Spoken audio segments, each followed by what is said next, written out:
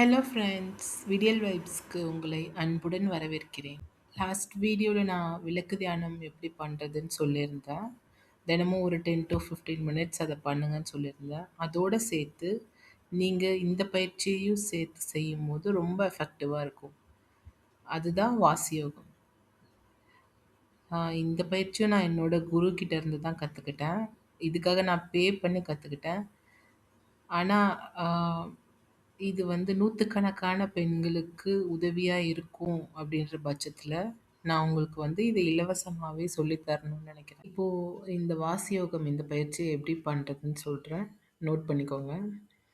ஒரு அமைதியான இடத்த தேர்ந்தெடுத்து, அங்க ஒரு கீழ விரிப்பு விரிச்சுக்கோங்க. அது மேல உட்காந்துக்கோங்க. உங்க முதுகுத்தண்டு நேரா இருக்கணும்.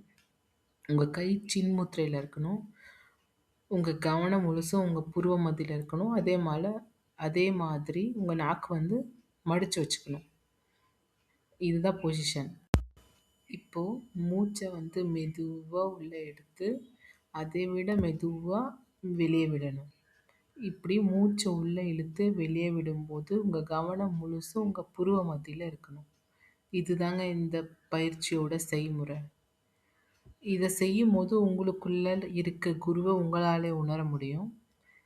சொல்றது உங்களுக்கு புரியாது. ஆனா, நீங்க இந்த பயிற்சிய கன்டினியூஸா பண்ணி பாருங்க. உங்களுக்கு கண்டிப்பா புரியும். இந்த பயிற்சிய நீங்க பண்ணி பார்த்துட்டு, உங்க அனுபவம் என்னன்னு என்கூட ஷேர் பண்ணுங்க.